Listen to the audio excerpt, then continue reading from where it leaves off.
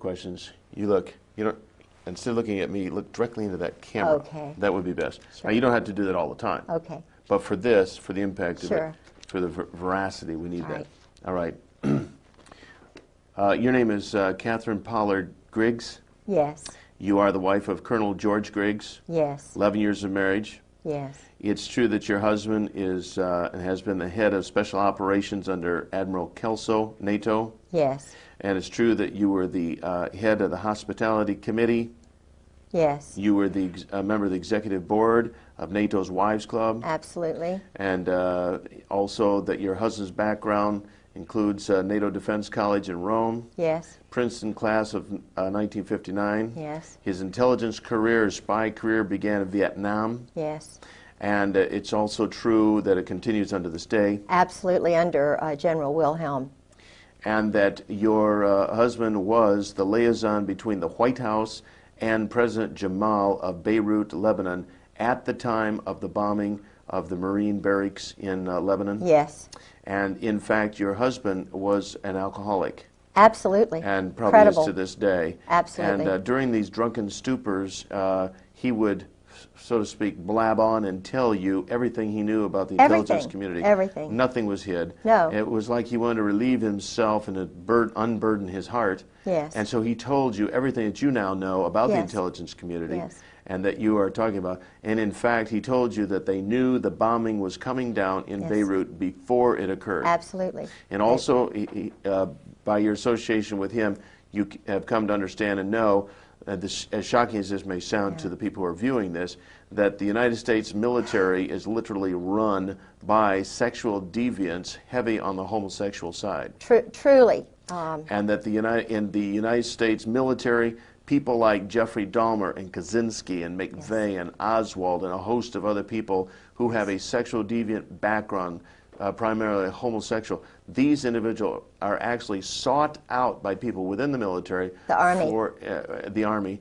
for advancement into intelligence type work because they are so easy to control. Yes. And they actually become mind slaves, and that the U.S. military, literally, as outrageous as it sounds, is a mind control operation. Yes, totally now. Totally now. They've gotten rid of the good folks, like MacArthur. Got rid of them, one by one. Good. Totally take over. All right. Let's talk about the individual who told you that we've never actually been an enemy of the Soviet Union, that somehow that's all just been a scam. Who was that individual? Well, my husband. When the first 3 years we were married, he was drinking 3 or 4 straight gins, vodkas a night, a bottle of wine, and a beer machine beside his desk. I only knew him 2 months before he asked me to marry him. He'd been married before, and his first wife was a total alcoholic. Now, someone would ask, why would you marry a man after knowing him only 2 months? I'm a strong Protestant Christian, and I have a lot of predestination. I'm a Scottish grandmother, and I was working as assistant director of the Chamber of Commerce. I had a brand new, relatively new Saab, my first car. It was an 83 Saab. I bought it secondhand from somebody who's 84. And my husband was driving an 83 Saab. Mine was a turbo, his was not. He rented part of my house. It was, I had a young doctor and his wife and 2 children who were renting the house. They were leaving before the end of the lease time, and they put the ad in the paper and told me about all these people, and I said, no, no, no, no. And I was, had been engaged to someone else. You know, I was just renting my house out. And they said that there was this man who had a dog and a mother-in-law and a son, and was a widower and a Marine colonel. Well, and had a dog, and I said, no, absolutely not. So the point that I'm trying to make is that he was someone I was not really, I didn't cotton to. He sort of acted like a robot. He was very clipped, and I didn't want to like him. But when I heard he was a Princeton graduate, I always thought that was kind of great. When I heard he spoke fluent French, and I speak fluent French, when I found out that he drove a Saab, I drove a Saab. And when I found out that he went to the same school, high school, that my uncle had gone to, was in the same eating club at Princeton that my Uncle Ben had gone to. He was on scholarship and went to Princeton. Everything the same as my uncle, who was also in intelligence. But I didn't think about that then. I was just thinking, you know, this is God. This is too much, too many similar things. And so it overwhelmed me. And he's very, very good looking. At that time, he was very good looking. Now he's aged and he really is haggard. Had a rough life. Yeah. Yeah. Yeah. So I was overwhelmed by him. Plus, my job at the chamber was very demanding. I was doing a great job. But he said that he wanted me to retire because he wanted to make general. And the man who could make him general was General Louis Buell, because it was just a matter of having somebody who would make you general.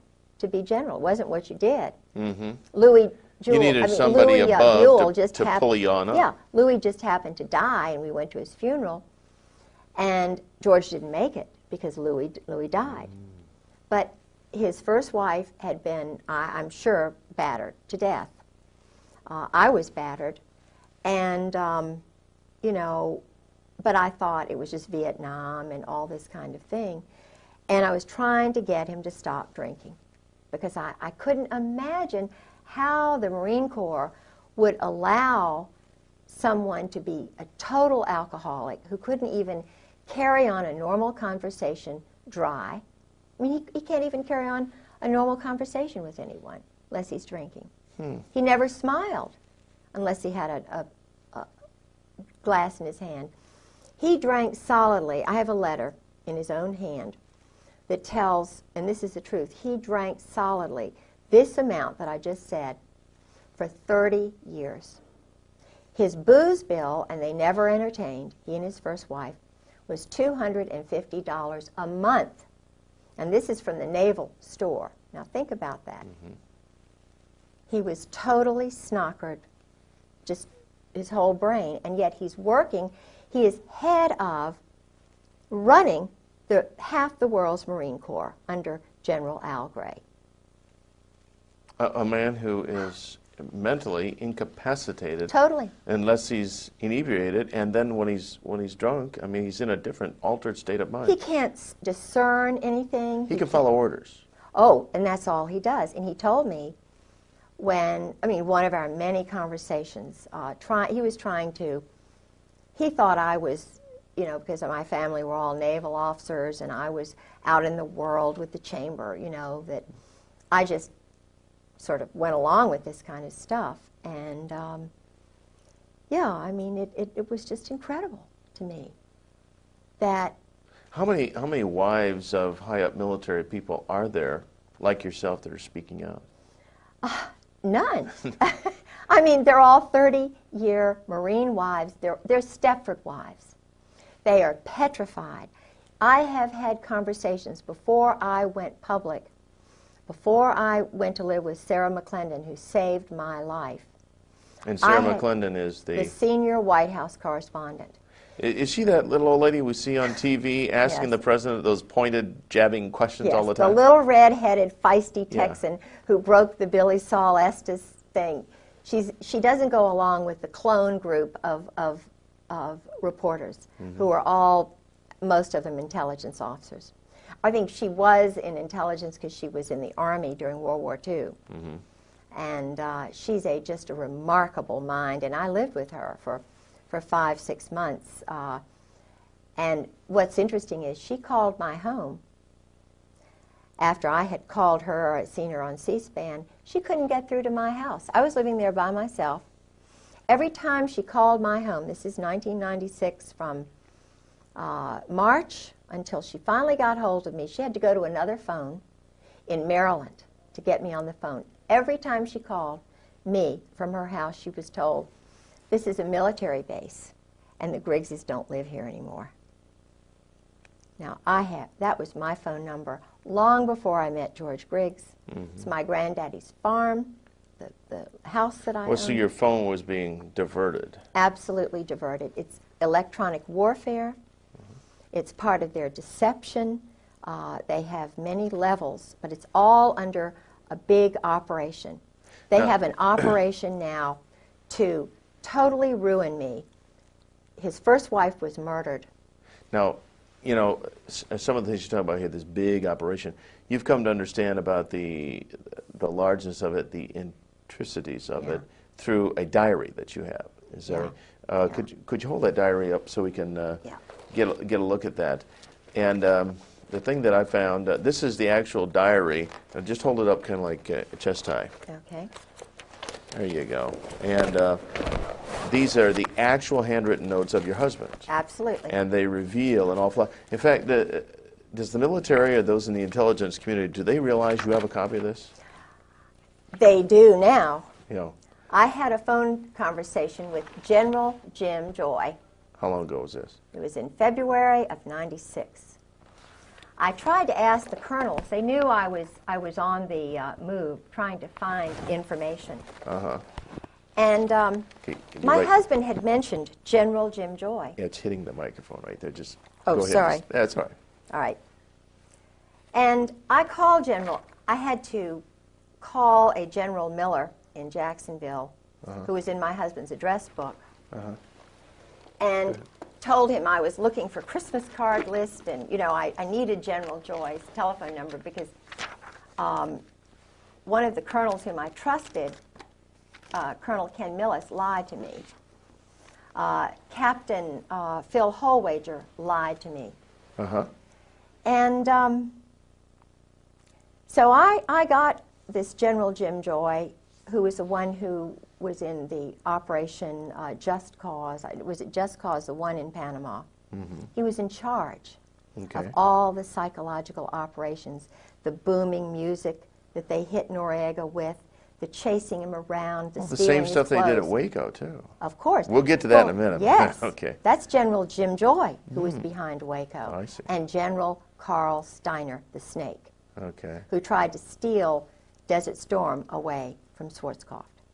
Okay, so, but you were trying to get some addresses, and they were giving you the complete runaround. Oh, don't even know him. Don't even know him. Don't even know him. And I knew him because my husband told me, you know, that he worked with General Joy and General Steiner. They were the triumvirate. But they had different names. They were, you know, in plain clothes. They had different passports. So I got him on the phone. I was given the number by this General Miller. And I said, So in the movies, when they say they shall disavow any knowledge, that's not just that's not just a little thing for movies. That's the truth. They disavow knowledge of all these people. Totally lie. Yeah. But you nailed him down.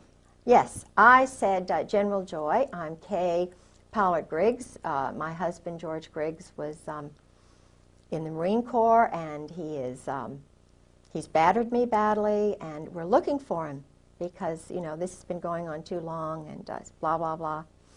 And I was recording this conversation, you see. I was sitting on my bed with the diary right out in front of me. And he didn't know that I had the diary. He didn't know anything. It was cold call, like they do cold murders after when they graduate from SEAL school. Cold murders. I was doing a cold telephone call. And he said, no, I don't believe, and these were his exact words, no, I don't believe I know your husband. This is someone my husband, I have a card that General Joy sent my husband after the murder, of the death of his first wife, saying, call me anytime. You know, this man, here I was, traumatized, battered, beaten, and he lies to me. So I said, well, General Joy, that's funny, because I'm looking at my husband's diary when he was in Beirut, and you're meeting with him almost every day. I said, you know, first, before that, I said, you know, he was the chief of staff for General Al Gray. You know, he's one of Gray's boys. You know, chief of staff of Fleet Marine Force Atlantic, runs half the world, all of the Middle East. NATO Defense College? You don't know my husband? You're a general? You live outside of Quantico? Don't know my husband? I made it very clear. No, can't say as I do. So then I told him about the diary, and these are all immature adolescent males. These are men who don't know how to deal properly with adults. They lie. They're deceptive. They hide behind trees. But when you nailed him on the diary, when he realized... He said, his exact words were, "Oh, that George Griggs." Oh, that George Griggs. And that's just the beginning of the kind of runaround deception that you've found with these people. Absolutely. And no doubt that's why they would like very much to have this diary. Yeah. This one page I found particularly interesting. What you and you're probably more familiar with their husband's handwriting. Instead of me reading it, read these notes that he had recorded there. These might help. Okay, I've got these. Alrighty. A number of the Marines told me a little bit about Dale Dorman. Dale Dorman's not a happy camper. Okay. Dale Dorman, because of some mistakes my husband made, was shot. This was at 7:15 to 7:30. Dorman exited Riviera. That was a place, sort of a hiding place or whatever. Gray and tan Mercedes. Up to 5 shots were fired. He raised his left arm. One round penetrated his arm. One struck his chest. Walked back into Riviera to the desk and called Post 1. Security vehicle went to pick him up. Returned to Durafound, 15 to 18 meters away, and treated. Medvac called 7:50. Medvac wheels down at 08:10 in a H-Bird helicopter. Riviera Hotel, approximately 1/9 of a mile west of the embassy. Dorman has been there since arrival, except briefly during a period of siege. He was not wearing protection. Saw 3 men in the vehicle. One leaned out back with a shortened rifle or automatic weapon. Sentry at B1 saw and heard nothing. It's just one page of the diary. Sentry saw and heard nothing. Right.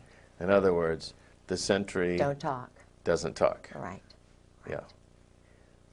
And there's just a whole world of these kind of assassinations and murders and directed. In fact, at one point, your husband actually just discussed people being eliminated. Yeah. Like you're shooting ducks. Yeah. Oh, we had innumerable discussions over dinner. He'd already had his 4 gins. Now he'll talk to any woman or anybody who drinks with him. He'll talk. This man, what is he doing in security? You know what I'm saying? Mm-hmm. When he was at NATO, I'll get right back to that. When he was at NATO, and he was the head of special operations. In fact, I've got copies of his secret check in and out papers at NATO. He had them at home. I hope I still have those. But anyway, the point is, I could get in and out of the NATO headquarters just walking in, and there were all these shady-looking garbage men, and George would leave his office door wide open at lunchtime. He was flirting with a secretary who was a chief who knew everything. You know, the point is, what lacks security? And I had to say, George, look, you have got to do something about the security here at NATO, because I can walk in and out. He said, oh, just forget it. Forget it. Don't do anything. And I'm a very demonstrative person when it comes to security and honor and integrity, and your word is your bond. My culture, my father, my people believe in, in this nation, in my state, Virginia, my people, my culture, my God. This is important. You don't just treat that kind of thing lightly. So I said to him, if you don't do something, I'm going to Landis Kelso. I was in the Wives Club. She was the head. And Landis Kelso is the wife of Admiral Frank Kelso, who's a wonderful man, honorable man, wonderful woman. And I had great rapport with her. I sort of stopped an international incident with the French and the English and the British who were ganging up against the French, and they were over, you know, something that was really minor, but it was huge. And she helped me. I determined that it was a problem, called her up, and she helped me, and we diverted and averted a major thing. So he knew what I would do, and I said, look, if you don't write a report and do something about this, then I'm just going to go to Landis and say what's happening. Point is that the man would, when he was in Beirut, he was sleeping with a spy and double agent Mary Clark Yost Talab, whose husband was a double agent, an Arab at the American University of Beirut. He leaves his briefcase wide open. He was with her for 5 weeks in a hotel. This is a married woman with 2 children, and who followed him all around the United States, is still seeing him. Met him in London, lived in Virginia Beach, was working in international programs at ODU while he was married. Would you say your husband is fairly typical of these powerful men? Oh, absolutely typical. When I was single, working at the Virginia Center for World Trade, 4 of us old friends that I went to school with, Molly Holt and a few others, we would go all together to a place called Poppy's. At that time, he was Captain Jerry Unruh. Now he's Admiral 3 stars Jerry Unruh. This man, again, was married. He was running around with the tailhook crowd. I did not know he was married.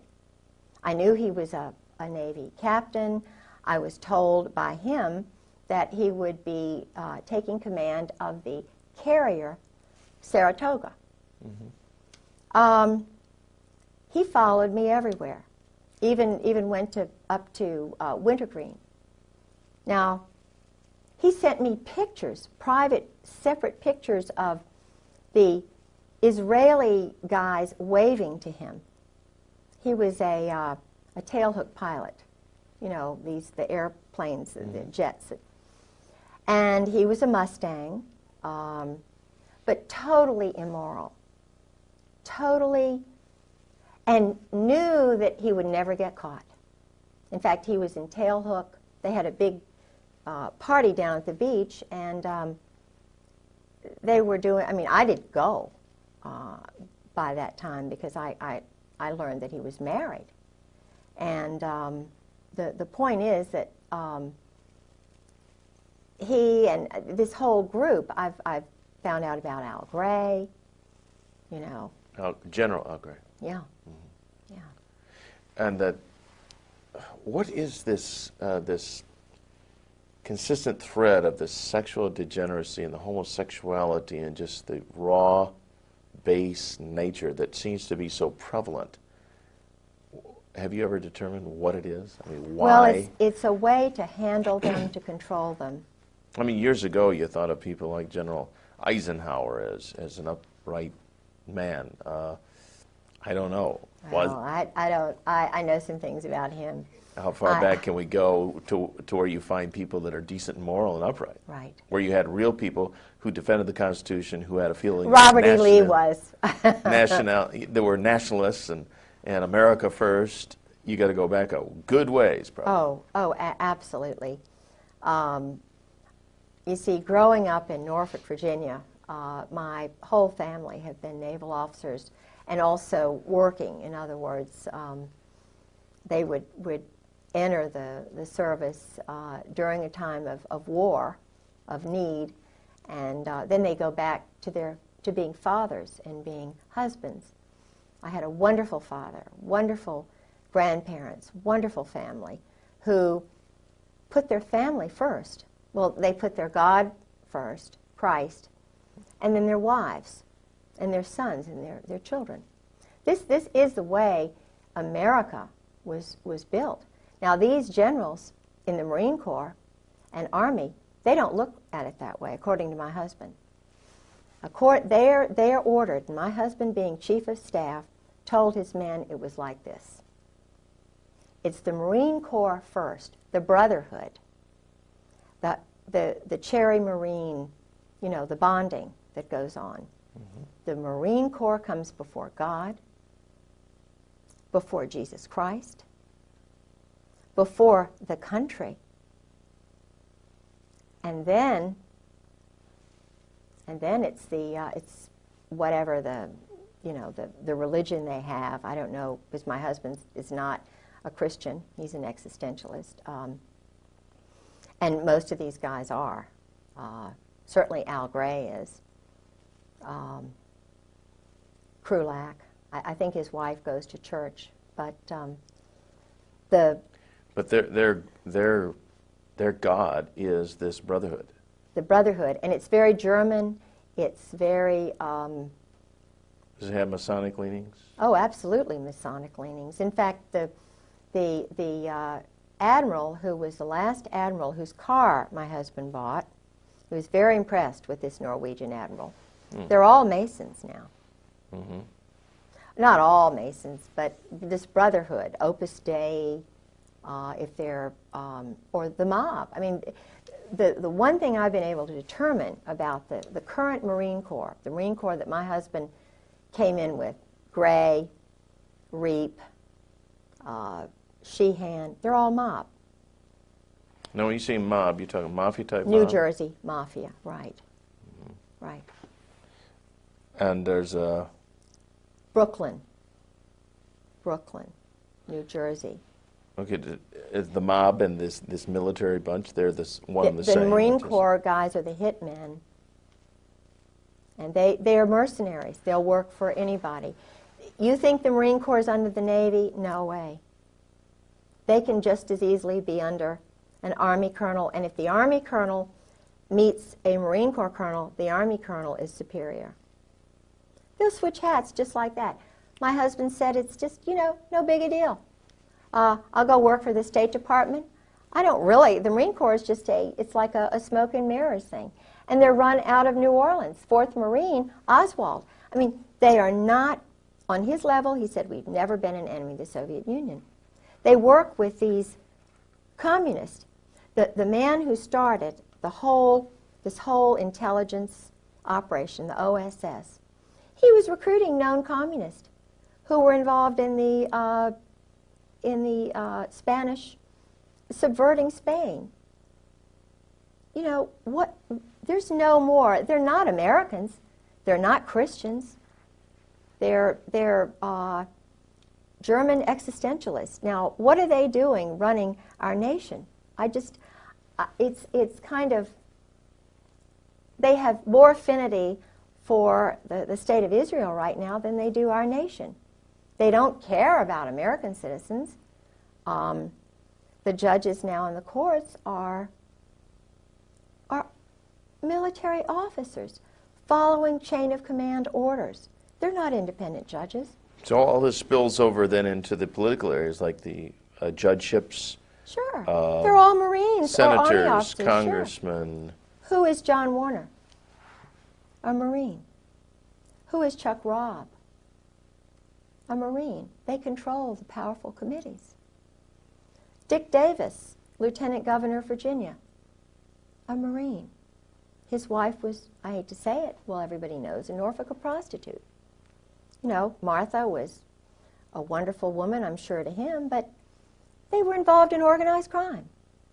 Now, I don't know, I know that our present governor in Virginia is an Army officer. He takes orders. So the question that all of us wives are asking now is, well, who gives the orders? If they're told that we, the wives, are enemies, how are the sons going to grow up?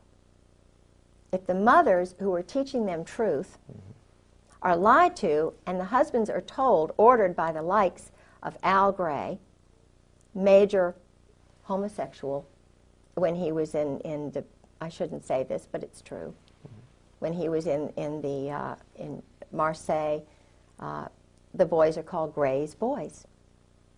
He never married. Okay, the boys referring to everybody Lavender under boys, him. Everybody under Al Gray.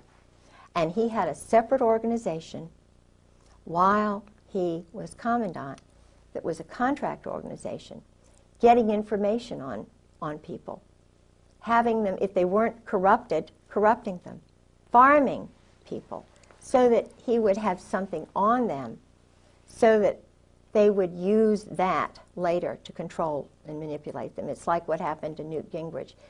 All of these guys, like Newt Gingrich, Bill Clinton, who've gone through the sweats, like Cohen, what happens is they get a little tiny thing that, to prove their power, how much power they have. They use guys like Michael Isikoff in Newsweek, or their little clones, you know, like Woodward and Bernstein, who are operatives.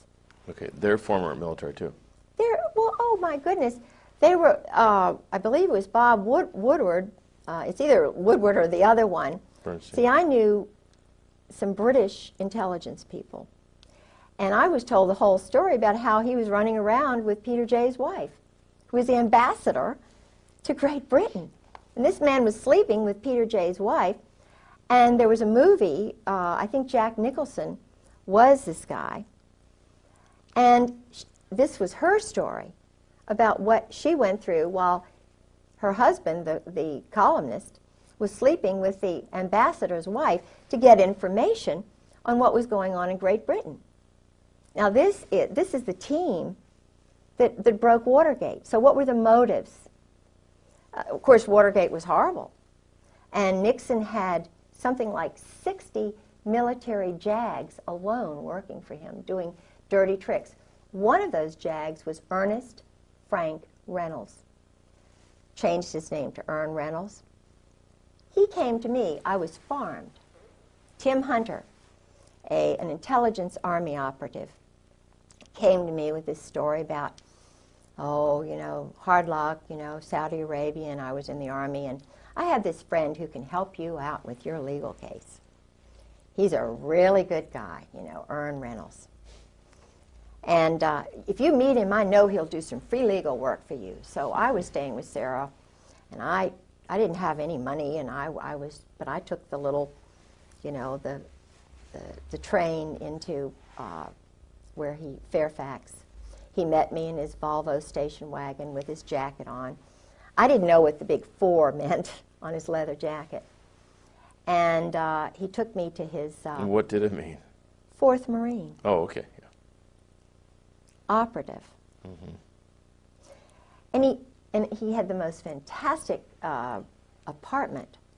See, I'm a big book person, and I love, you know, reading history and everything, and I'm impressed by people who read, who are intelligent, who are wise. You have a master's yourself in? Scottish history, and undergraduate in Virginia history. Okay.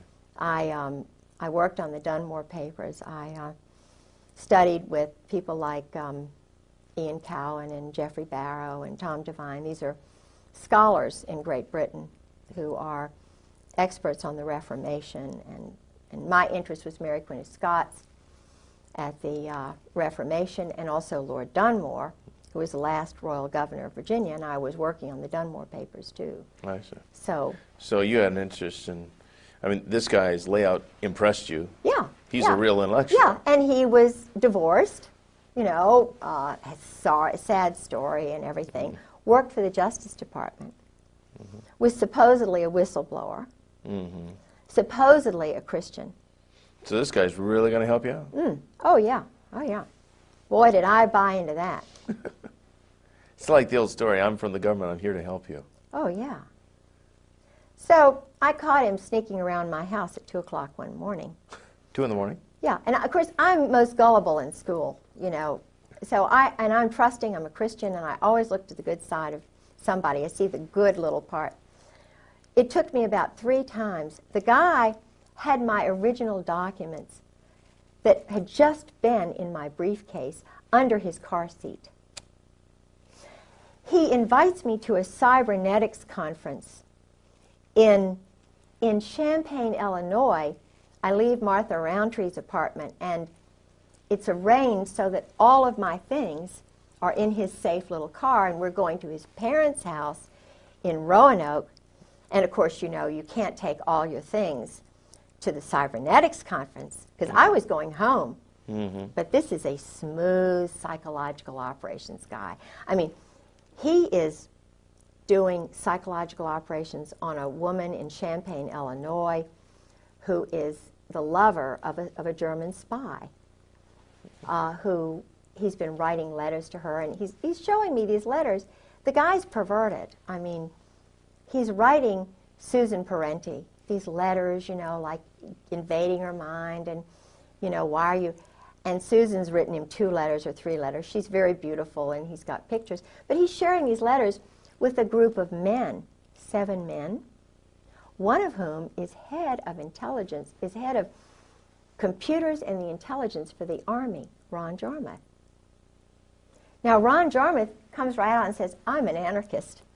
You know, I mean, his family are New York, old Zionist Jews. He met his wife in, I think, in a kibbutz.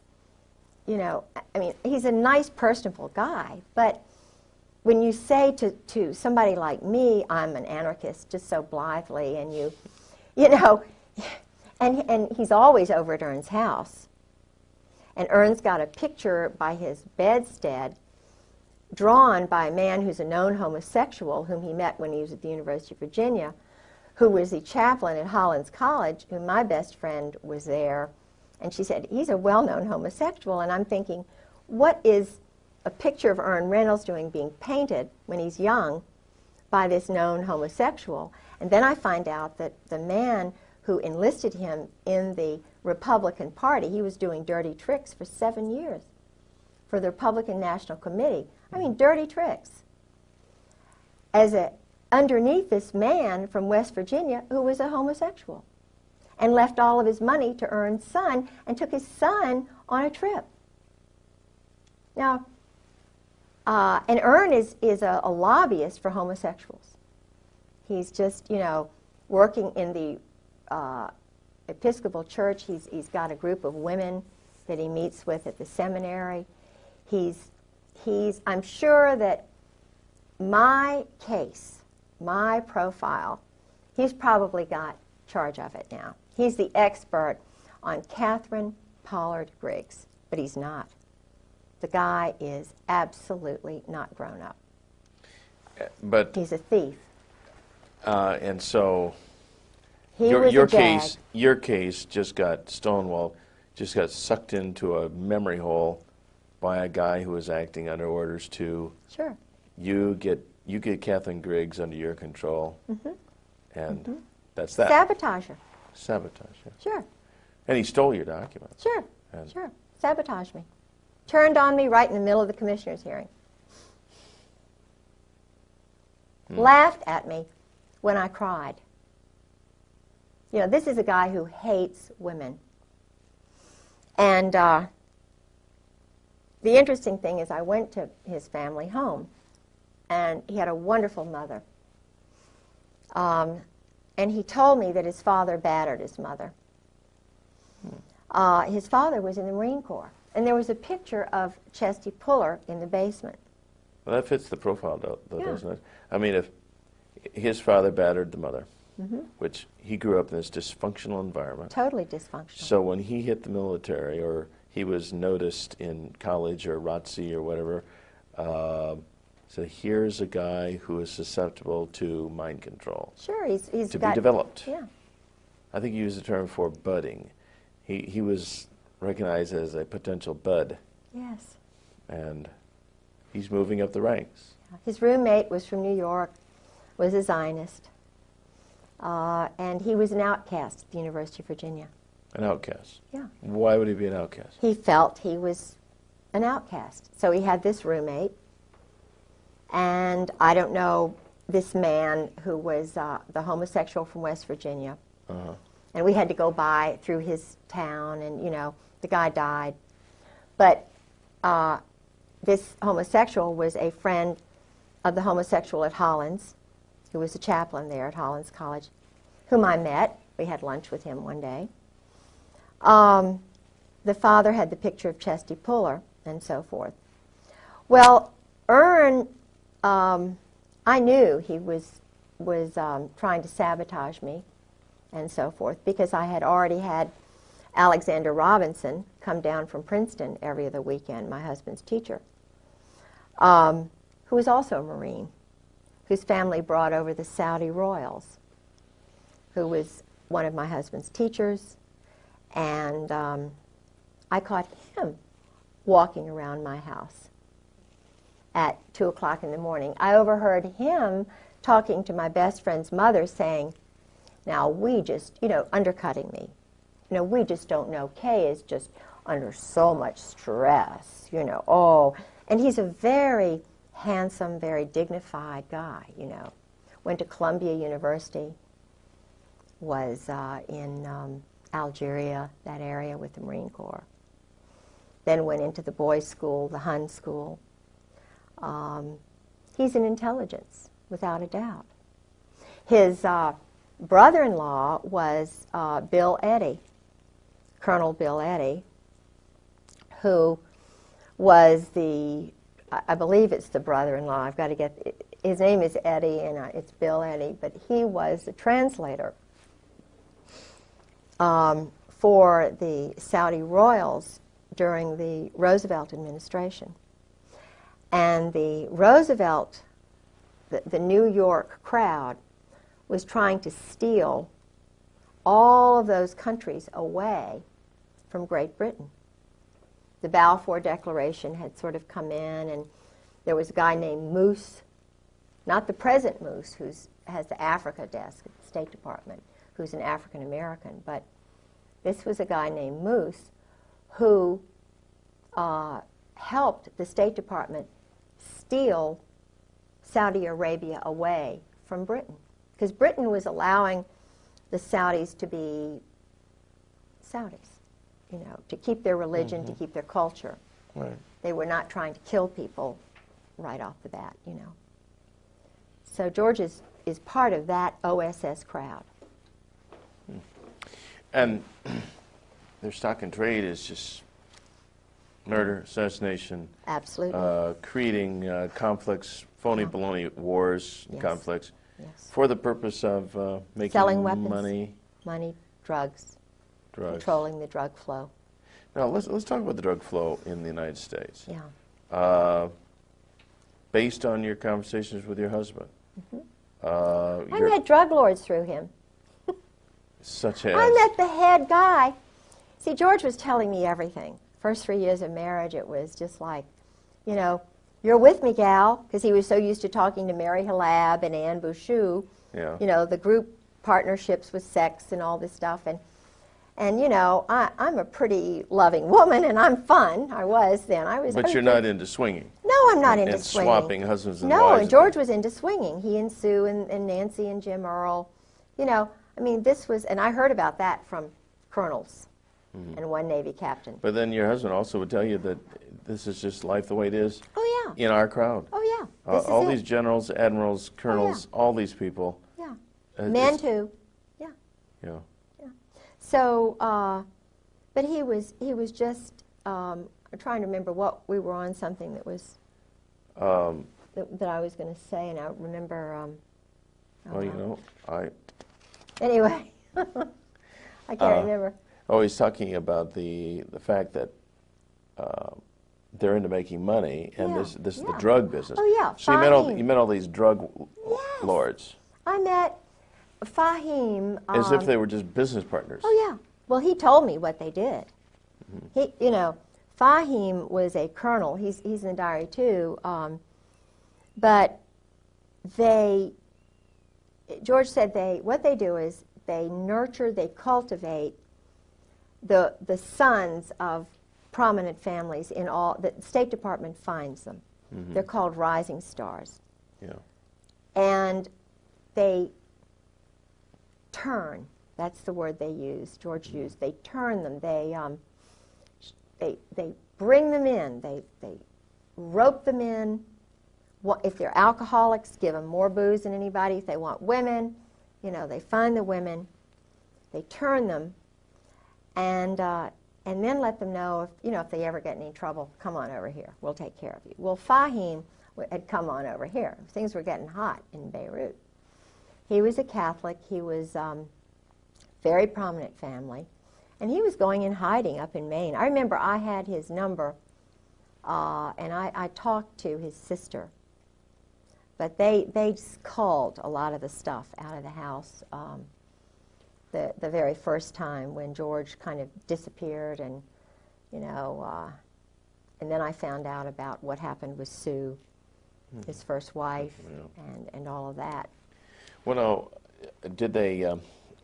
Did you come to learn how drugs actually come into the country? Yeah. I saw a news piece one time where a pilot who was in prison alleged that they actually landed on military bases with huge planes loaded with dope. This is how they all brought them in, the Norwegians, the Brits.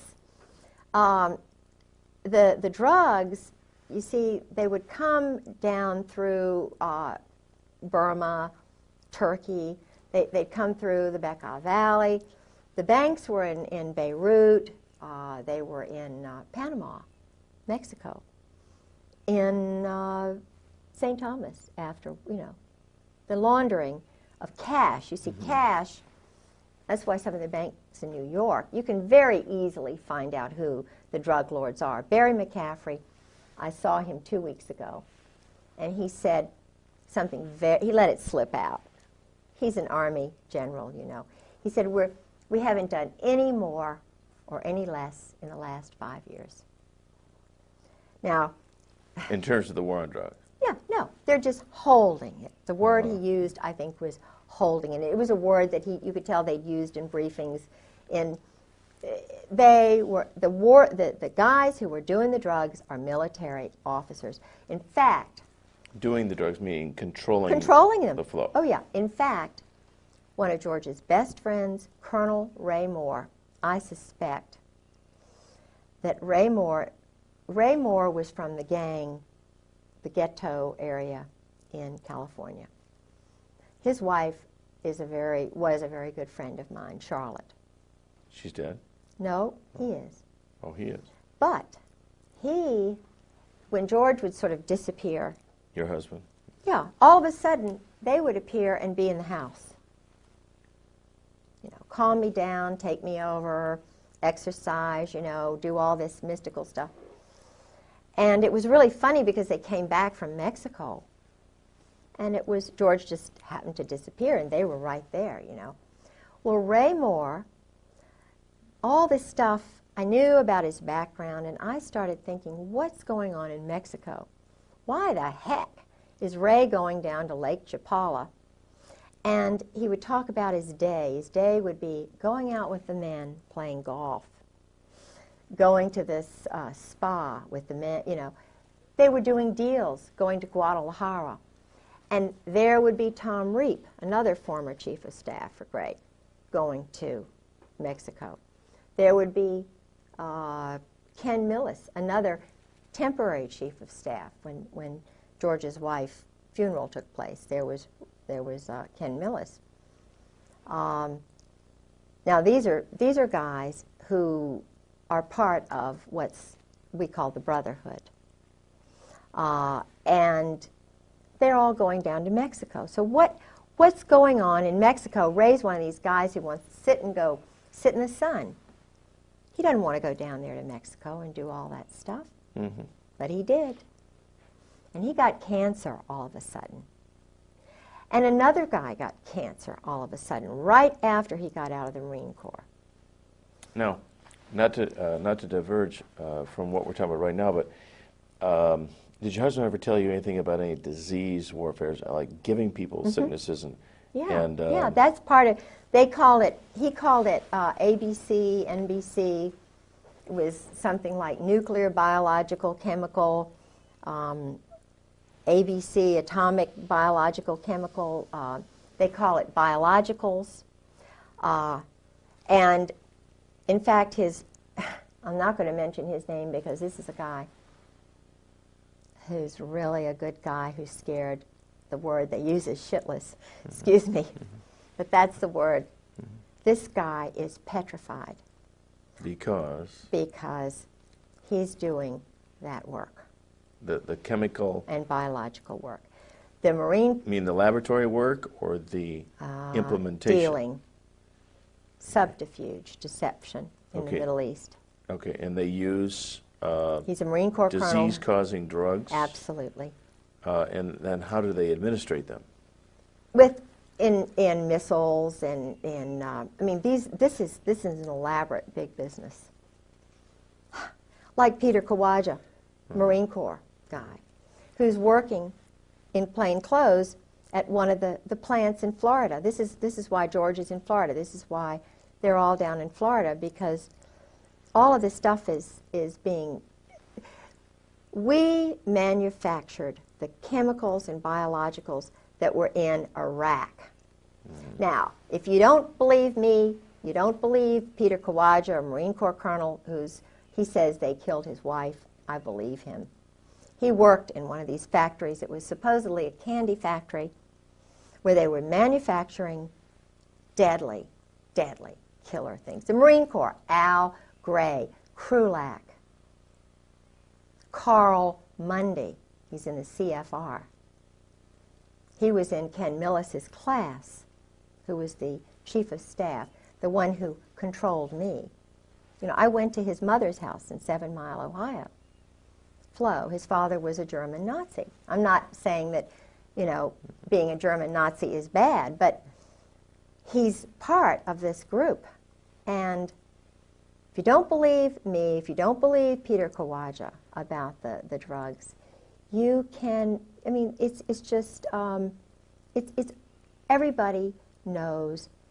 There's a guy named Randy Hebert, Lieutenant Colonel, hero, American patriot. This is a guy who should be the commandant of the Marine Corps, Krulak. I'm talking to you, I'm talking to Al Gray, I'm talking to you, Carl Mundy. You all are adolescent, immature. I call you twerps. You're liars, you cheat, you steal, you kill. You're beneath the contempt of any of your wives. They are scared to death. Why do you do this to your wives, guys? Look at that tape of Randy Hebert. I knew Chesty Puller, and this is a strong, wonderful guy. I knew his wife, Virginia Mack. I knew a real Marine. You can't say that you knew them because you didn't. I did. Randy Hebert sat. He could hardly talk. He was leading a platoon into Iraq. His wife was sitting to his left. His wonderful father was sitting to his right. And he said that his colonel, he's a lieutenant colonel at that time, I believe he was a lieutenant colonel, he said, my colonel ordered me, he said, all of our registers were saying, this is danger. There are chemicals, biologicals everywhere. I was told, and I was, you know, followed orders, and he was having a hard time talking. His wife was, this is a young guy. His wife was having to interpret for him. He was crying. He'd been turned on by you guys. He said, on those canisters, on those boxes were American flags. Those were American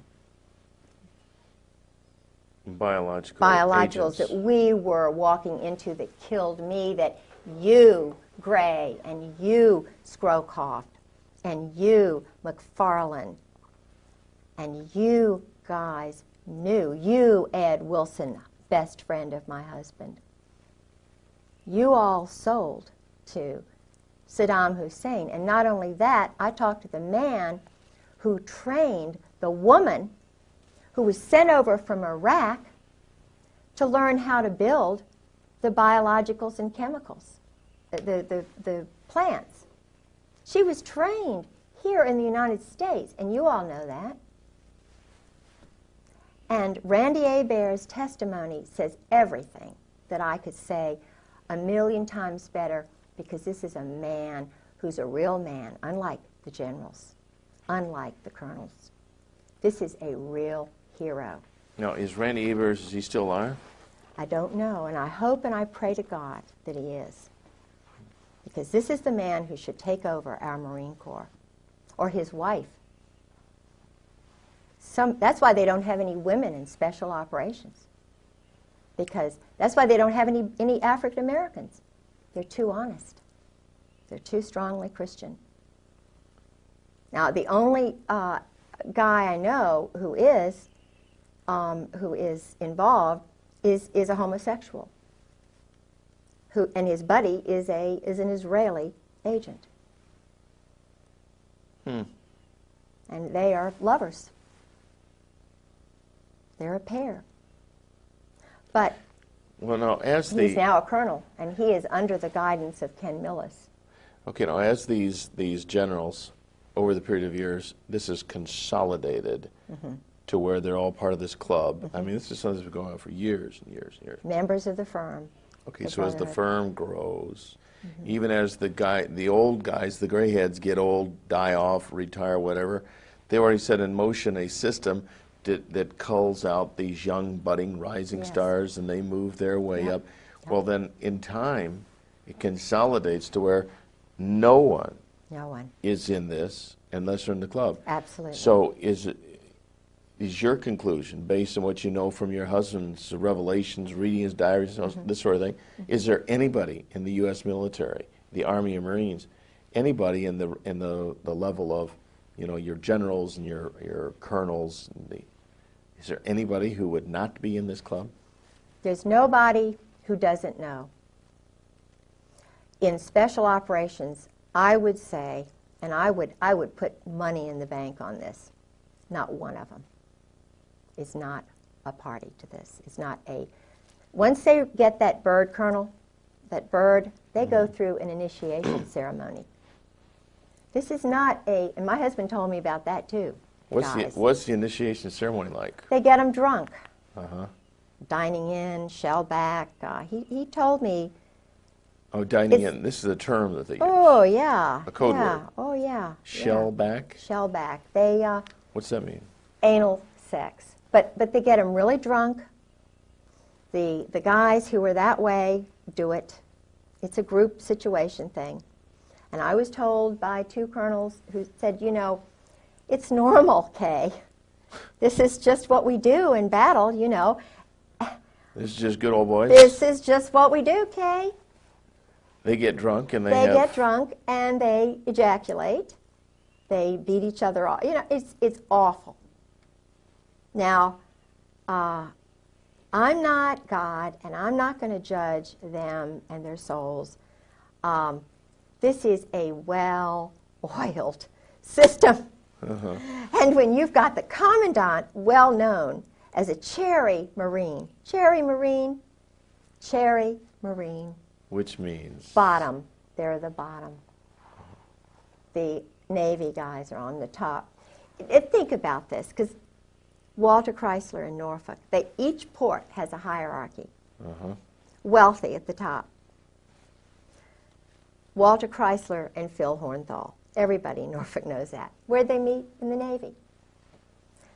I was engaged to Jack Mace when I was at the Virginia Center for World Trade. He ran the Maritime Association, the Shipping Association. Always dealt with the labor union guys. Always all male banquets. And I couldn't understand why, you know, I was engaged and I couldn't even go to the 1,000-man banquet. You know, had a big argument about that. Rock Hudson, where did he meet his guy? Navy. Jim Neighbors, Navy. All of these guys, Navy. So they're tapped for whatever it is, acting, singing, you know. The point is, Liberace, you know. Was he Navy? I believe he was. I know that he was, someone told me that he was a friend of one of the guys in Norfolk. There was a ring, a VMI ring of men in Norfolk, and I knew they met once a month, and some of them were married, some of them weren't. But they were all Navy. They were Army, Navy. In other words, it was kind of a group of men in Norfolk. And then I found out that the organizations, like right now, the Al-Anon is run by homosexuals. The Better Business Bureau. The Community Fund, which is the, I forget what it's called now. I'm so old, I'm 55, but it used to be called the Community Fund. That guy. Jack Mace. you know, and I'm wondering which one isn't. You know, I mean, they all are, and the guys know it. So what's going on here? You know, they know it. Old Dominion University, the Clyburn, intelligence family. He was well known. 2 reporters on the Virginian Pilot who do the very important columns and so forth. I mean, it's just, so I'm saying, who's making the decisions to do this? They're military. What is the reason behind it? Why do they keep the wives out of the loop? So when people suggest that the United States of America is becoming a modern-day Sodom and Gomorrah, absolutely, without this really is not just a broad generalization. No. That this club, as it's grown over the years, and then placing and promoting the key people in every strata of life. Right, banking. Then the whole thing, not only the military is run by degenerates and top heavyweight degenerates, people who are moral can't possibly move their way up because they don't qualify. They kill them, they get rid of them. But they can't be controlled. No.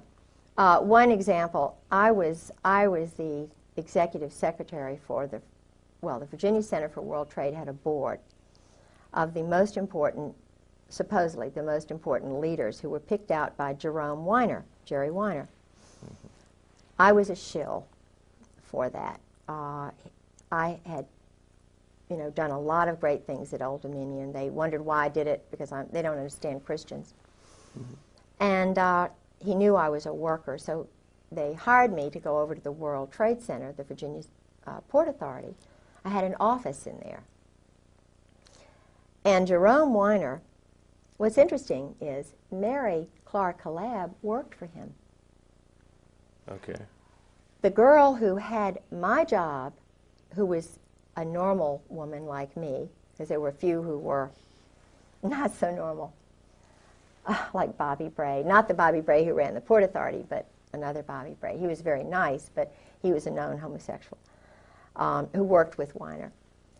But his secretary was pushed out of a window. Now, it was all hushed up. Of course, she committed suicide. Yeah, this was a young mother who had a baby who knew too much about his money laundering. I reported the money laundering that Book and Weiner. Now, this is a professor, head of international programs at Old Dominion University, Jerry Weiner, whose father was very high up in this Zionist group. Jerry Weiner was doing intelligence work in Algeria, in Morocco in particular. He organized this board that I was the secretary for. He was a very sick, mean guy. I mean, you talk about really water. But Jack Mace was on the board, and there was a banker on the board. We can take a break. And take a break. Yeah, don't, did you stop it yet? No, don't stop it. We'll just leave these synchronized. And is your wife getting a cup? Yeah. I'm sorry. I was thinking I could use a little But drink. Gustavo... Do you need to use the restroom or anything? Yeah, no, I'm fine. I'm thirsty. But Gustavo, I love the guy. He was from Columbia. He was in Virginia National Bank, which is now Nations Bank. And, you know, I didn't put him, because I had studied Latin American history under a wonderful Dr. Blossom. I knew a lot of stuff about Latin America and Nariño and how Panama became a part of our country. And, you know, now, I mean, I understand it was drugs and running things through and everything, but Gustavo was in charge of all the laundering that was going on in Virginia National Bank in the port. And where did he go after that? He went to Florida. And he introduced me to Ana Maria Quintero, whose brother was one of the big mobsters. I mean, the big, you know, Colombian. You know, I met Ana Maria Quintero.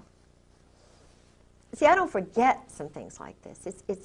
That's why they don't like me, because I imprint on wonderful foreign people. I want to know them. I want to send Christmas cards, and it's not very good to have somebody like a little magnet. I'm sort of like a Monica, you know, she's seeking out sex with important guys. I'm wanting to meet people like that from different cultures because I want to learn about them, because that's what Christ said. You go out and you minister to the people who are foreigners. You don't just spend your time necessarily with the home people. You need your home people as a base. But you need to go out and find out truth and spread goodness everywhere. Truth is goodness. Truth is light. And that's what Christ is all about. You're not afraid to learn truth. You're not. Thank you. You know, all these cathedrals and things that were built in his honor. Why? He was wonderful. Why was he wonderful? Not because he hung around a little group, but because he was out trying to. He told the big guys, look, stop being bullies and cowards. Let the poor people into your church. Everybody, God gives us all a unique spirit. Our timing is different. Everybody's fingerprints are different, eyes are. We have the right to read the Gospels. Yeah. They shouldn't keep the Bible from us. That's right. The church is not a political organization where you've got a few little guys up here telling all the mothers what to do. Who were the ones with Jesus Christ at the, you know, on the third day? There was not one disciple there with him. It was the three women. So why are we leaving women out? Women, in Scotland at least, my culture, we're partners with our men. We need the authority of a husband. We want a strong moral husband. But what is that passage, you know, about the good wife? You know, I can't remember. It's in Proverbs. I mean, the virtuous Proverbs. woman. Yes, Yeah. yes. Right. I mean, she's buying, selling property. Yeah, right. She's doing everything. She's certainly not a no-brainer. So why keep her? Why keep her at home, barefoot and pregnant, and not being able to read and speak three languages, and welcome all the foreigners and to come in? Hey, that's what Jesus Christ would be doing if he were right here. He would be here right with me, saying, "Go for it, little woman." I'm giving you the strength to tell the daggone truth. And if you get killed tomorrow, you're going up there. You're going to live forever. That's anyway. right. Well, now these, you mentioned when you get to be a bird colonel, and they have this initiation that involves all the sexual debauchery. Yeah. Now, Drinking first. Get them good and drunk. Oh, big time drunk. Because there would be some of these who, if they were sober, they wouldn't go through with it. Couldn't go through with it. They'd have to be blasted. Yes. Yes. Okay. Yes. And now, do you suppose, I don't know, your husband maybe told you, when they go through all this stuff that they do, are there people there gathering information? Of course. Intelligence on them? Of course. The chaplains are intelligence. In Nazi Germany, that you had to tell on your parents, or in the Soviet Union, they encourage you to tell on your parents. Phil Holwager, the guys who go to Yale, who become chaplains, the chaplain corps is tell all the tales on everybody. They have collections agencies. These Marines are ordered to go and collect so-and-so at so-and-so.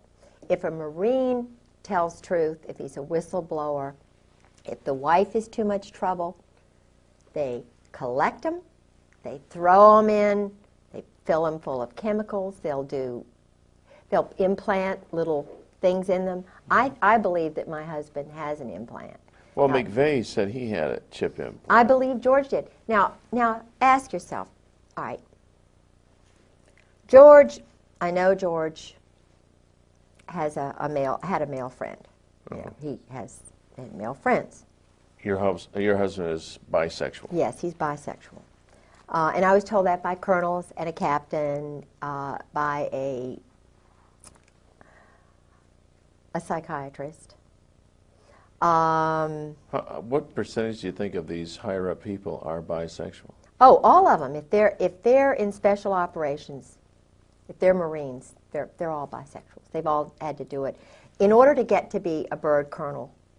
The SEALs. It's kind of like the fast road to the top. So a guy could not be a SEAL without having. Oh, I don't believe so. I haven't met one that I don't believe would have done it. And judging from what a couple of colonels told me, it's just, that's the norm. It's just you women, you know, y'all are so sissy, y'all are just, you know, you don't understand how it is. We're under so much pressure. And when Valerie Wilhelm told me that about Charlie, I just could not believe what Charlie Wilhelm would be a... He's a general now down in Miami. And she was just saying, oh, well, you know, he's run around. He has to, she said. He's under so much pressure. And she was saying that, of course, I had met Charlie in Norway, and Charlie is sort of someone my husband just idolizes. And and Michael O'Boyle is another one. Michael is my husband's special friend. And when my husband retired, we went to Al Gray's office. This was a traumatic thing for me. It was a really weird day. We drove up with his son Douglas and my son Garland. We went to the commandant's office. They had, you know, something to nibble on and eat and, you know, just a little something. And his wife Jan came over from 8th and I Street, the commandant's house, with her dogs. She sleeps with stuffed animals and dogs.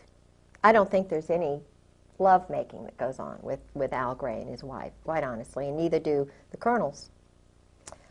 She is a wonderful, sweet person, scared to death. She worked for his intelligence organization, and then she supposedly took care of his mother. And then they married, you know, because he would not have made it. Everybody knew he was a homosexual, not a bisexual. This is a homosexual commandant. I talked to people who actually, one woman who went to one of the parties, she was French, and she married a naval officer. And it was when George and I were first married, and I told George about what she said about General Gray. She said, you cannot believe this man is totally debauched. This man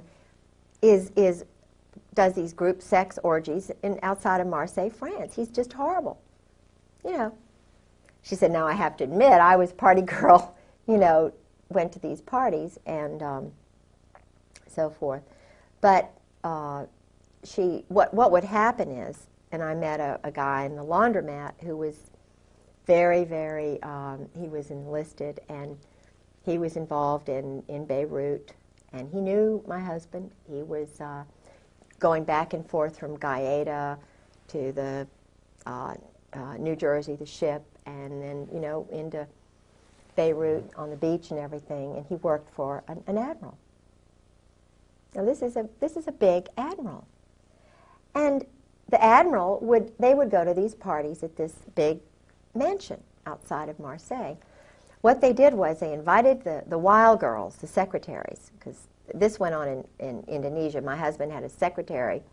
Anne Bouchou's husband, Hank, was sleeping with the secretary. My husband was sleeping with the secretary and Anne Bouchou. They were doing, because my husband's wife wasn't there, so they had their little ménage à quatre.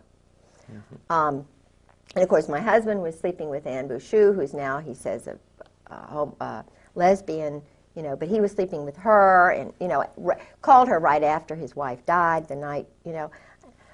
And I found the telephone numbers and, you know, her address and her birthday and all these letters he was writing. Isn't there a disease that runs rampant with these people? Yeah, yeah.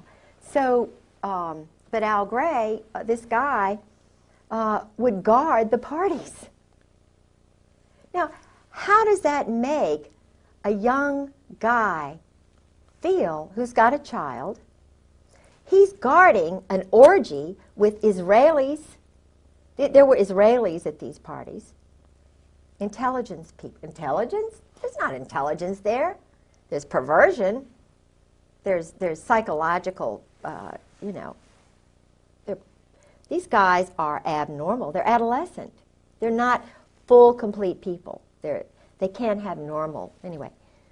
So he's guarding the parties, and he says, the secretary, the girls come in, they stay till about 11. They're all nude, all nudists. The Earls, Jim and Nancy Earl, my husband, Ty Kroll, most of the chiefs, nudists. Makes it easier, you know, to see the little, you know, it's terrible. They're nudists in the sense that... Yeah, they're nudists. Okay, so they have whatever. Freedom. Mm-hmm. Oh, I see. Freedom. It's really kind of religious, isn't it? Yeah. With them. Yeah. But the girls, the women leave at about 11 o'clock. This is what he said. I mean, I knew the girls were there because I'd already talked to the French girl. And he said, well, you know, what they do is the women leave at about 11 o'clock, maybe 1 o'clock, and the guys all stay around there. And it's just the ritual. This is what they do. So, and then I found out. These are the guys that send their boys to war. Yeah, these are the big guys. Then I found out, because my husband would mention this guy and that guy, you know, that he went to school with. Bob Edwards is involved with this stuff. But the guy who recruited him, Charles Caddock, who was a well-known homosexual, who was the, quote, head teacher but the bodyguard for the Saudi boys. See, the Saudi boys were encouraged to do this, to corrupt them. They were corrupting Muslims who would not have done this ordinarily. The parties at Aramco, they would give the young boys, get them really drunk, and encourage Muslim sons to do this kind of stuff. Muslim sons who would have a strong tendency toward morality. Yes. And to abhor this kind of conduct. That's right. But if they could get them drunk and loaded enough that they would do this one time, then they would gain a controlling edge on these guys. And who do you think did it? Charles Caddock and Borland, these guys, Alexander Robinson, Cheeseborough, who was the headmaster. The Saudis bought Russell House at the Hun School in Princeton. They brought over Mohammed Faisal and, you know, Saud, Khalid Saud. They didn't really go to classes or whatever. And who was the young man who was partying with them? My husband, George Griggs. Who was in the group with them? Einstein. I mean, my husband was partying with Albert Einstein. I said, well, you know, And when would this have been? At what age in his life? 52, 53, 54, 55. I believe he said that Mohammed came over in 54. It was right after the murder, the poisoning of the one who was really good. Okay. So your husband would have been a young guy, 18, 19 years old? Oh, he was only, when they first got to him, he was in high school. So he was ninth grade. And he would be there? He was at the school with these homosexuals. They sent his parents to California. Got him a little Boy Scout job, his father. He didn't see his parents for 8 solid years. And this is amazing. I see. So then the transference is these people become your parents. They're the ones you look up to. Yeah, but they're doing things to you. Sure. They're sodomizing you. Of course. And Albert Einstein was actually... Was in that homosexual group, bisexual group. Absolutely. Camus. Sartre. Now, Camus did not, I don't believe my husband actually met Camus, but Camus was a lover of his French teacher at Princeton. Not Todeve, not the one who helped him with his paper whom he had an affair with. And I was told that by normal roommates, whom he had later on, and by another roommate. They knew George was doing this stuff. George was, he was a cheerleader. He was a French major. Were there any other young teenagers from that particular setting Yes. that were also being cultivated? Bob Edwards, who's a Marine Corps colonel, was part of that group. And my husband met with Bob Edwards in high school. Bob Edwards went on to Fort Benning. He was in psychological warfare. In fact, he was involved with the subterfuge in after I was injured and my husband socked me in the breast, and I had to have surgery because he'd already broken a leg, and I was starting to document the violence. But I'm such an upfront person, and all I wanted him to say was, "I'm sorry, Kay, I did this." But I was trying to do, like they said Rosie Greer did, you put a mirror, if you're battering your wife, you put a mirror up in front of yourself or a photograph, and you try to imprint the lower brain, because I wanted to save his soul.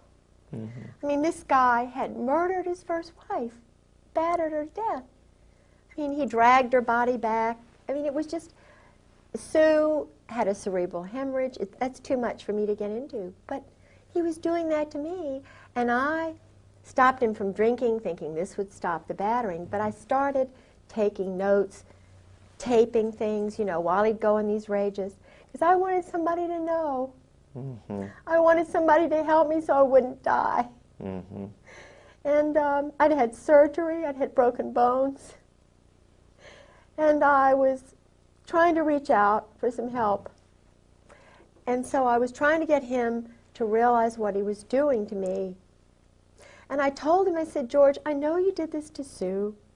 Do you really want me dead? This is..."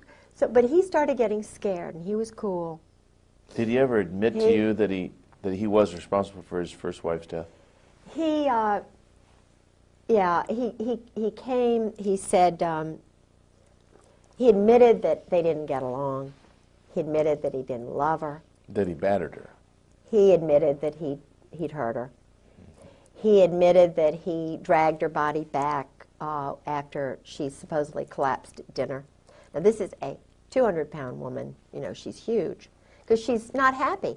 She's sleeping with her dog. She doesn't sleep with her husband because he's too busy sleeping with other people.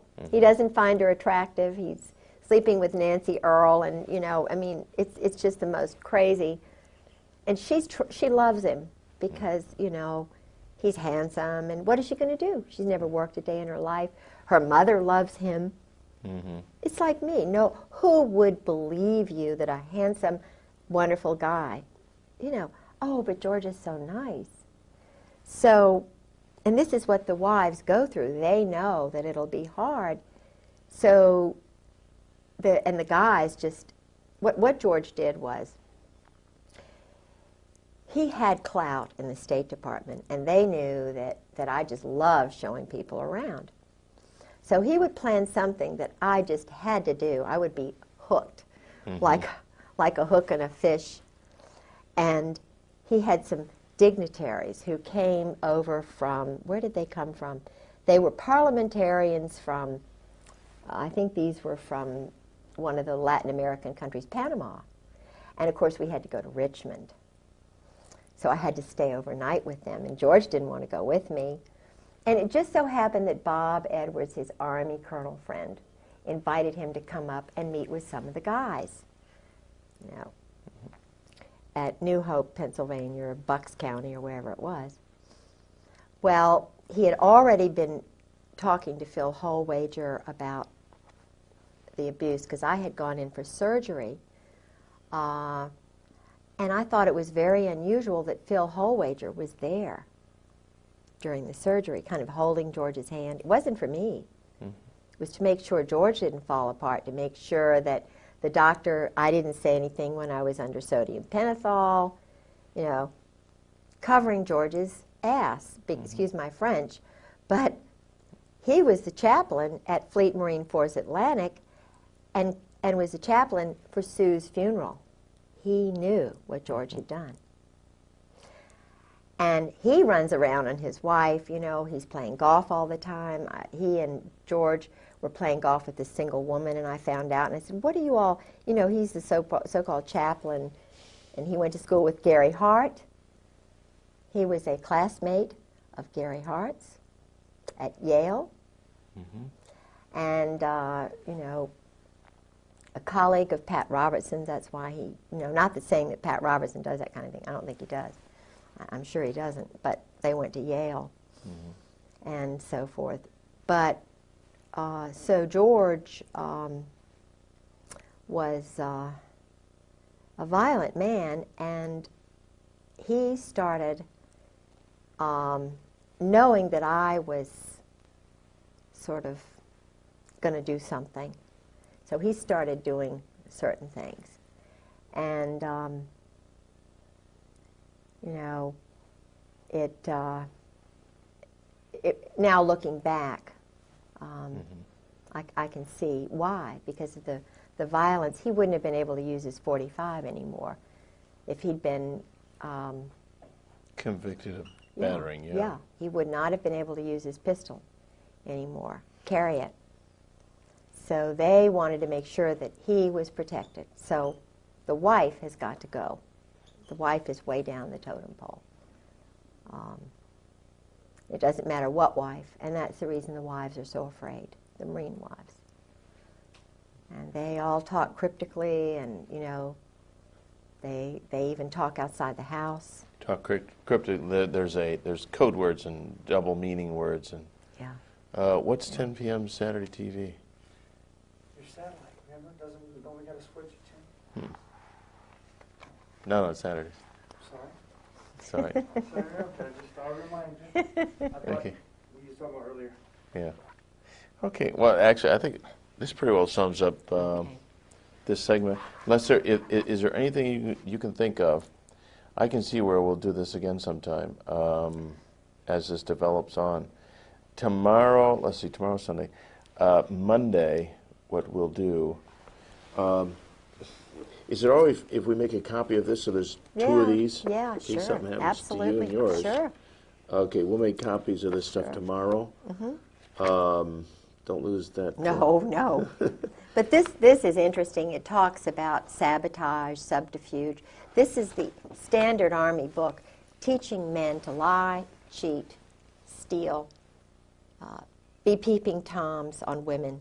Now, if they don't allow women in there and they can peeping tom all the wives they want, they don't need movies, pornography. They you know, and they go on all the TADs they want. TAD is a... Just take off, just tell their wife they're going. And they can lie, because it's all secret. We don't have to tell our wives anything. And it's intelligence. It's work. Oh, it's intelligence. Yeah, sure, it's intelligence. That's interesting. But this is really, I mean, you know, this is full of, and this is just a mild SEAL commando T-shirt. Can you hold it up to the camera? Yeah. For me to That's a T-shirt that a SEAL would wear. Yeah. Oh, yeah. leave it up for a minute. I played Nancy Drew, Miss Marple, and I infiltrated, if that's the word you could use, the SEAL reunion this year. They spent a lot of money showing off, you know, jumping out of helicopters, and, you know, probably $100,000 was spent. I don't know how much, but I mean, the military was providing the funds for this little game on the beach at Fort Story. Yeah. And then there was, each one of the teams has T-shirts, which all sexual. Yeah. You know, all about, I mean, think about every the weapon. The driving motivation is sexual. of all this stuff is go for it. Yeah. So I went to the party. I took my life in my hands. I called a couple of friends and said, if I don't come back, I'm at the SEAL party, and I'm going to pretend that I'm a SEAL wife. And I'm going to go to this drunken party. And of course, I have an eagle on my car. They tried to get me to get rid of it. So you can get access. So I went in there, and do you know that 90% of the people there were men? They didn't have wives, this party. And the women that were there were probably... Yeah, a few wives, but feeling very uncomfortable. So I sort of got in with some of the older SEALs. Did your husband ever mention the name of Lieutenant Colonel Bo Greitz? No, but I know who he is. Mm-hmm. But he has a lot of Army friends, not that he doesn't know Bo Greitz. I'm sure that Bo Greitz is well known to some of these guys. Mm-hmm. I believe he's Army. Could be. I'm sure he's not a Marine. I know he's not a Marine. Huh. I don't believe he's a Marine. Okay. But he's a guerrilla. He's a commando. Yeah. But his name didn't come up as anything in intelligence. No, my husband was way above Bo Greitz's level. My husband mentioned people like McFarlane and Crow. Crow was his tennis buddy, I think, you know. Haig. Alexander Kissinger. Haig. The Victor Krulak. See, Gray is the control guy, Gray, and Joy. Mm-hmm. Joy's big guy but Joy lost his job at Morale, Welfare, and Recreation, I believe, because I told somebody, maybe that I didn't think wasn't because of me that he lost his job, but they made him move on somewhere else. Uh-huh. Because he was at Morale, Welfare, Recreation, which is kind of a money laundering thing. They run all the officers' clubs, all the recreation. It's not a private. I mean, it's all run by the military, even though it's supposedly not military. Mm-hmm. And they give the good old boys these jobs. I mean, he was probably earning $200,000. Their retirement for a colonel, my husband, just the retirement salary was $50,000, $60,000.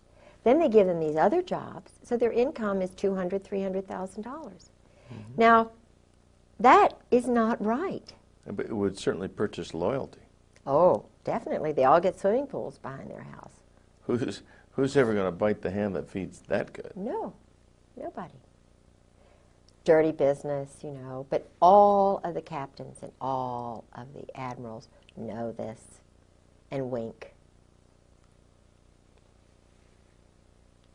And it's sick, it's sick.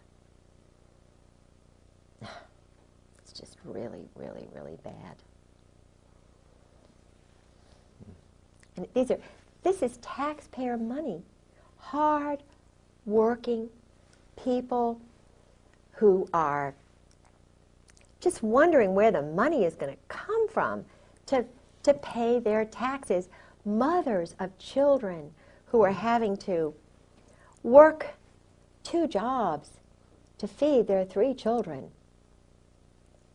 And they're spending $10 million on phallic-shaped weapons. I went to the Army show just last week. I was up there. They had a hearing on Okinawan rapes a day. You know, they call it a murder rape a day or whatever, you know. Crime a day by Marines in Okinawa. And I went up there. John Conyers had a hearing. And they also had the Army show, which I had gone to a couple of years before. And in the basement of this big hotel, they have these 200 or more vendors of weapons. Israel has a joint venture. IAI has a joint venture with, is it TWR, that does all the credit reports on Americans. Whoa. Now, they have the computers together. The Israelis stole the whole INS-law system and sold it back to the Justice Department. And there were murders over that. Mike Fuller knows all. Mike Fuller was a former assassin who's talking, and they are after him. Believe me, I met him through Sarah. He and... what about this Victor Marchenko? You're pictured with him. What's that all about? Well, he is a typical example of the mercenary who is brought over from Czechoslovakia, Poland, Romania, the Eastern Bloc countries, who were actually KGB, double agents. Oh, Marchenko is... Okay. The family, his family were Yeah, his family came over. They weren't even citizens. In other words, they bring over the young men. Right. They work for 5 years, and then they become citizens. Now, I'm not saying, I mean, I've read his books. I wanted to meet the guy. He knows George. He knows who George is. I read 2 of his books just to see if it's what George said, to kind of balance, and what these other guys. If you read Marchenko's book, you'll see what my husband, the arrogance. Well, sure, we're going to go into this embassy. We're going to put a whore with this person, and we're going to spy on them and what they're doing, and, we're going to just steal that statue just for the hell of it. I mean, now when you multiply every one of the teams, all the graduates, and think in terms of 100 men applying, and maybe 90 go through most of the training, but they don't quite make it. And then they've got, 400, 600 men who make it, how many don't make it, and then you multiply that over time, and then the ones who are, this banquet, this gathering of SEALs that I went to, there were probably 1,000 guys there. Now they have to do a cold kill. Cold kill? Kill somebody, murder somebody, just to prove they can do it, like ducks. Wait a minute, the SEALs? Yeah, SEALs. So like all 1,000 of these guys have killed They've somebody. done a cold kill, yeah. Now a cold kill would be a killing under orders? It's a graduation exercise kind of thing. Who would they kill? Oh, it's just somebody, just anybody. Just go into a hotel and whack off somebody. I was told that for graduation exercises, the greatest thing they could do was to break into a general or an admiral's wife's house and steal some things, personal items. And to prove that you were good enough to get in and out. Oh, yeah. And all of my underwear disappeared, my lingerie, my teddies. And the funny thing is that I don't know whether it was Michael O'Boyle doing it because he was, from 1991 to 1993, Michael O'Boyle was 3 miles away from my husband. He was at his graduation exercise. He was very close to my husband. And yet he was just down the road, and I started questioning my husband about, what is this about you and Michael? What's going on?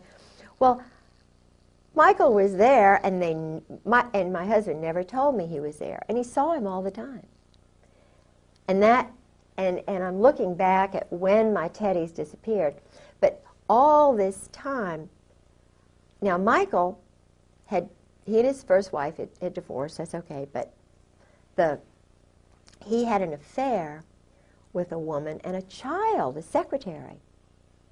So he was having an affair with a woman. Michael is both ways, you know what I mean? But in order to get into the system, he sort of did it with my husband. He was my husband's friend, younger friend.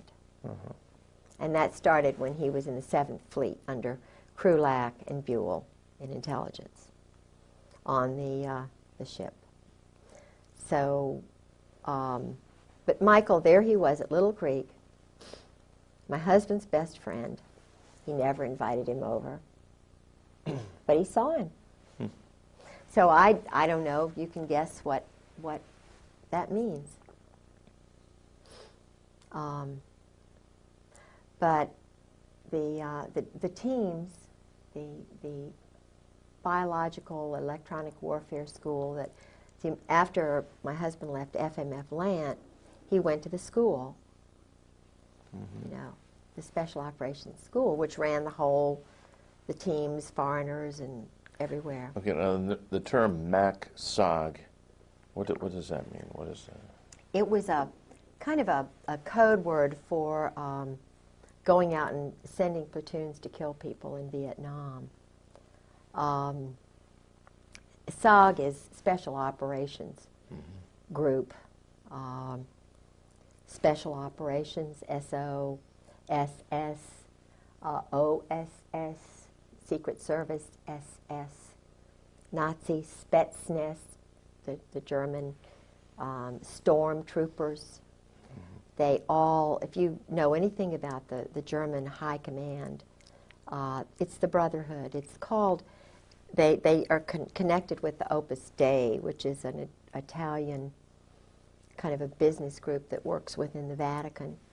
And I'm told that, and I like the Pope, I think he's a wonderful guy, but I'm told that he was involved with that during World War II. I've heard that too. And that the guy who was the Pope before was murdered so that he could get in. Now, I'm still curious about the SEALs in this murder thing. Are we still on? Yeah. Okay. Now, a SEAL, in order to complete his indoctrination, becoming a, quote, full-fledged SEAL, part of that includes the fact he has to have killed somebody. Yeah. All right, and it could SEAL be Team 6, right, the red team. Red team.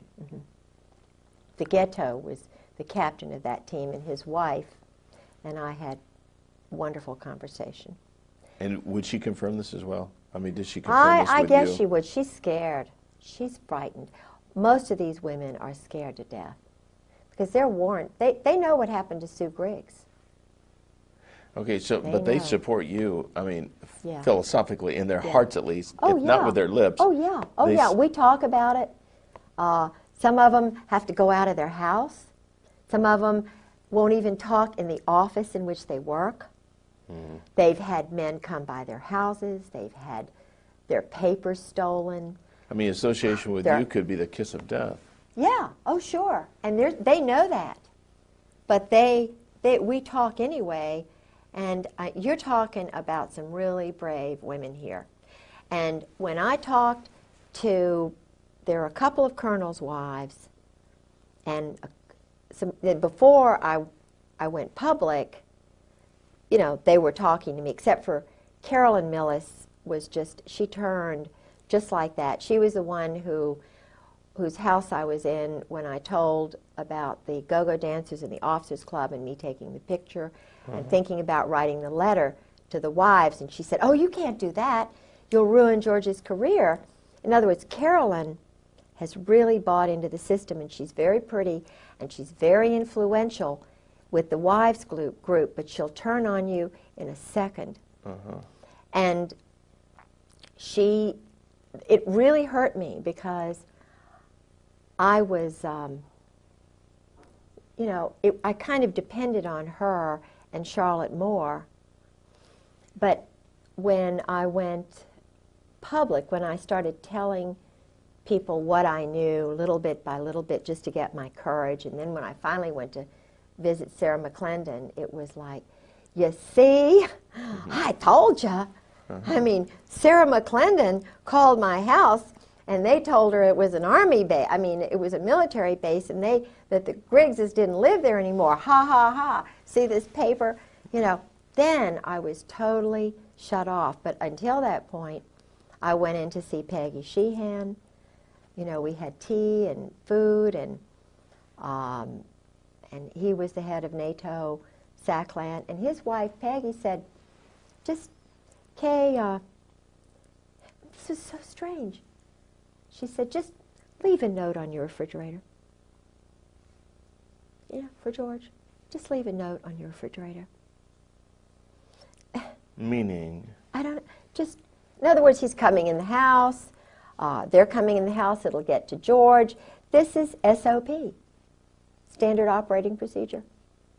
You know, just get used to it, used to being battered, used to being...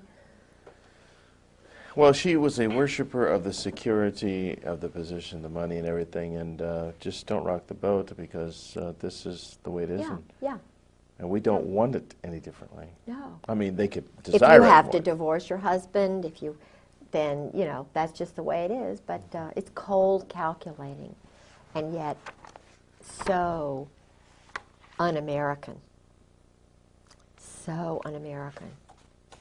I mean, I know what Americans like because everybody in my family were World War II. My brother was a briefer for the SACLANT staff.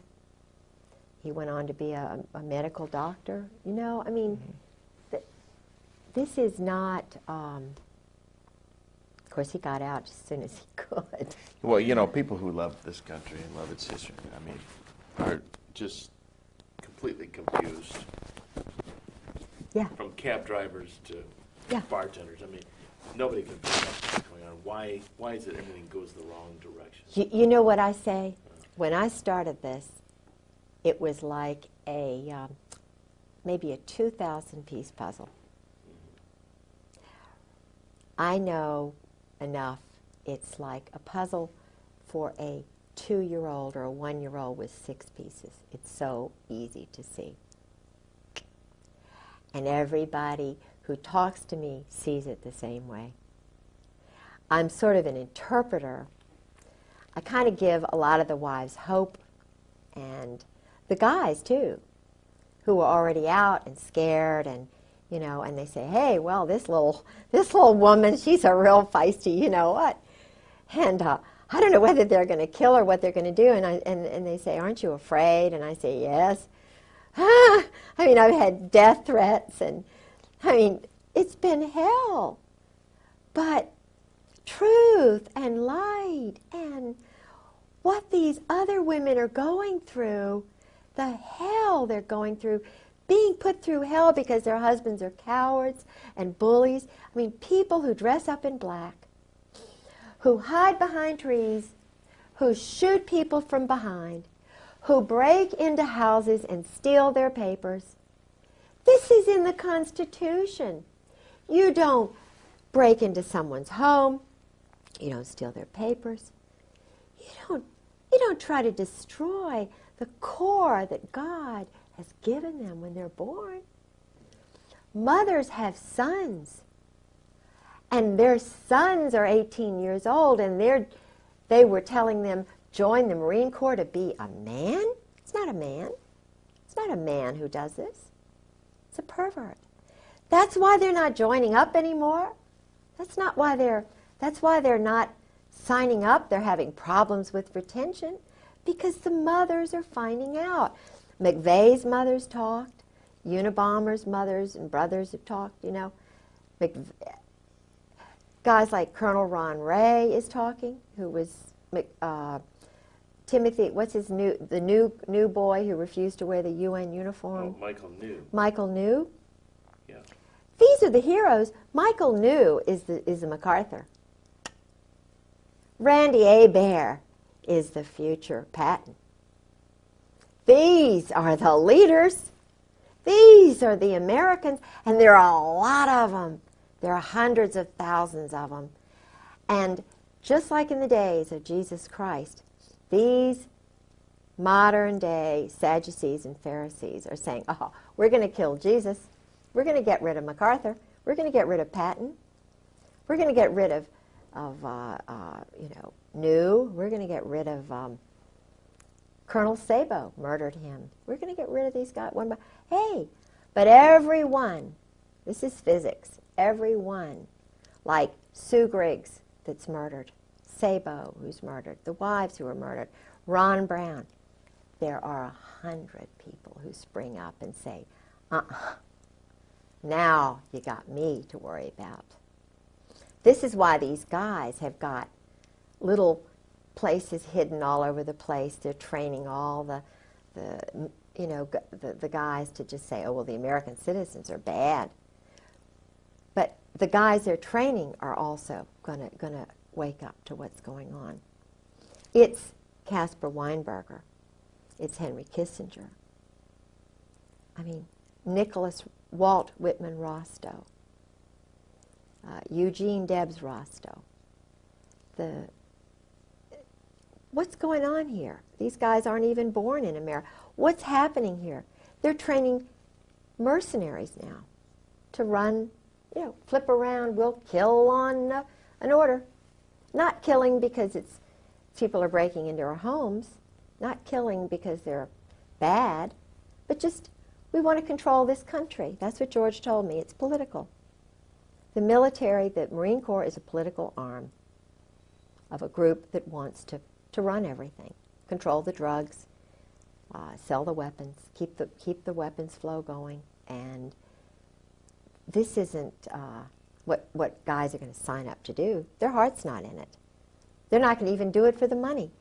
They'd rather die than have hit squads come after them, collection groups from Great Lakes. They have a group of Marines who goes out and collects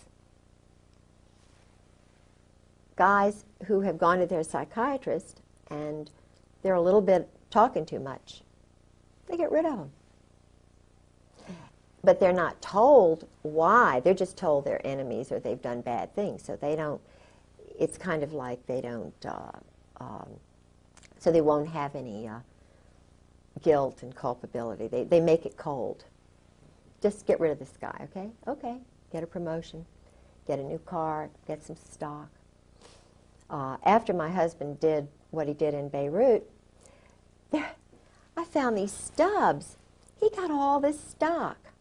You know, AT&T, major stock, just thousands of dollars worth of stock. And it was from a company that was like a quasi-government company, all on a sheet of paper. And of course it was big time stock.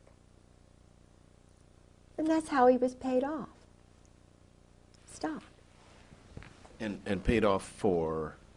For doing criminal activities, selling weapons, going through Tel Aviv, the bank in Rome, selling the weapons illegally. The Israeli agents are the middlemen. And all the money's going to Israel. It really is the truth. Mm-hmm. The money, not just the money that is given to them free and clear, but all the the black budget money that Meyer Lansky's group started back in the 40s has been growing and growing and growing. It's like a pyramid scheme. And the Jesuits, I've been told, are really controlled by this group now. I don't, Now surely Ollie North is a good guy. No, I think he was farmed. He was, but see, Ollie was involved in Vietnam with the JAGs, covering up a lot of the stuff that was going on. He was involved with a major case where there was a Marine, George told me about this. See, George was involved with a lot of the cover-ups of Marines who went crazy. Like, remember this, A Few Good Men, was it A Few Good Men? It was a movie about a Marine colonel. They murdered a guy from, Jack Nicholson played the colonel in this movie. Oh, yeah. You remember? Yeah, and he went on trial. Yes. And a George good guy was the chief of prosecuted. staff who tried to cover this up. My husband. The true story. The true story. My husband was the guy who was covering this up. They were so arrogant. And it was the woman who was the JAG who got this thing going. It was not the Navy JAG, because he was going to cover it up. He was just a loose kind of guy. And if he had been the JAG, then it wouldn't have been prosecuted. But it was the woman who was working with him, because she was a woman, who got these other guys off. They were targeting these other guys. I mean, they would have put him in jail just for a little bit and, let him out. But the point is, this guy was murdered. And the colonel laughed it off. It was down there in Guantanamo Bay. And George was the chief of, it was Al Gray. Al Gray. That was, just that one alone. And Lone Tree, they were involved with that. You see, it's just so sick. I mean, they are so easy. Let's pray. Okay. I'll tell you, this has been a tremendous. I'm going to let you take this home and read this letter. Or did you take the letter? You got the letter. Okay. Take this and put the letter in there. because you'll see the glasses in there. Oh, okay. Bless your heart for sitting through all this. You know, it's just basically, I'm sorry. I couldn't stay down very long because I could hear a little bit. But it's just, you know, it's my life.